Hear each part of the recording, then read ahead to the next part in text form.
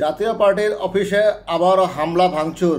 গত ফ্যাসিস্ট আওয়ামী লীগ সরকারের অন্যতম দোসর এবং আওয়ামী লীগকে বৈধতা দানকারী হিসেবে পরিচিত জাতীয় পার্টিকে অবিলম্বে নিষিদ্ধের দাবিতে বেশ কয়েক মাস যাবৎ দাবি উঠছে বৈষম্য বিরোধী ছাত্র আন্দোলন সহ বিভিন্ন রাজনৈতিক নেতাদের কর্তৃক। একমাত্র বিএনপি এর বিরোধিতা করছে।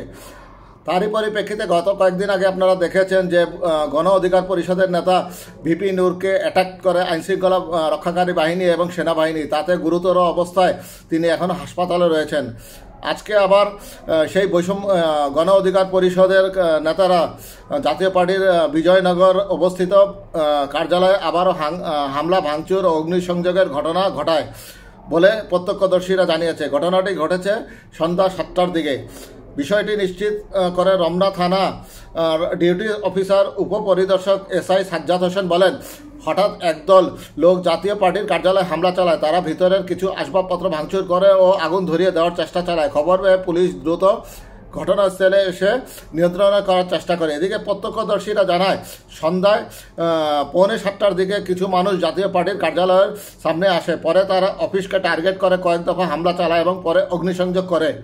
আরেক প্রত্যক্ষদর্শী স্থানীয় দোকানি বলেন, হঠাৎ কয়েকজন যুবক স্লোগান দিতে দিতে এসে অফিসে ঢুকে ভাঙচুর করে।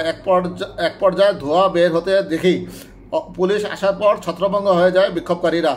জাতীয় পার্টির প্রেসিডিয়াম সদস্য রেজাউল করিম ভুইয়া অভিযোগ করেন, গণ অধিকার পরিষদের ব্যানার সহ মিছিল নিয়ে জাতীয় পার্টির কার্যালয়ে আগুন দিয়েছে বৈষম্য বিরোধী ছাত্র আন্দোলনকারীরা। তারা জাতীয় পার্টি নিষিদ্ধের দাবিতে স্লোগান দিতে দিতে আগুন ধরিয়ে দেয়।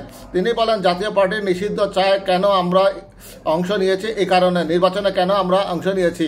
অর্থাৎ গত ফ্যাসিস্ট আওয়ামী লীগ সরকারের আমলে তারা আওয়ামী লীগকে বৈধতা দানের জন্য 4টি নির্বাচনে তারা অংশ নিয়েছিল।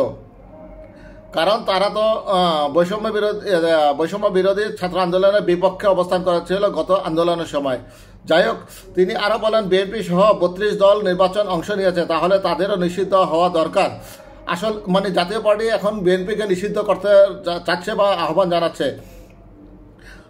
সেই জাতীয় পার্টির নেতা বলছেন, আসলে বাংলাদেশের রাজনীতিতে জাতীয় পার্টির একটা অবস্থান দাঁড়িয়েছে। আগামীতে সুষ্ঠু নির্বাচন হলে আমরা বিরোধী দল হব, এ কারণে নির্বাচন পেছাতে এগুলো হচ্ছে। অর্থাৎ বর্তমানে একটা গোষ্ঠী জাতীয় পার্টিকে আওয়ামী লীগের বি টিম হিসেবে দাঁড় করাতে চাচ্ছে এবং বিএনপিকে ক্ষমতায় এনে জাতীয় পার্টিকে বিরোধী দল হিসেবে প্রতিষ্ঠিত করতে চাচ্ছে, যার পরিপ্রেক্ষিতে জামায়াতে ইসলামী, বৈষম্য বিরোধী ছাত্র আন্দোলন অর্থাৎ জাতীয় নাগরিক পার্টি এবং গণ অধিকার পরিষদ সহ বেশিরভাগ দল জাতীয় পার্টিকে অবিলম্বে নিষিদ্ধ দাবি জানাচ্ছে। যুক্তি হিসেবে তারা বলেছে, গত ফ্যাসিস্ট আওয়ামী লীগ সরকারকে বৈধতা দানের জন্য তাদের অনেক দায় রয়েছে এবং তারা অনেক দুর্নীতির সঙ্গে জড়িত ছিল।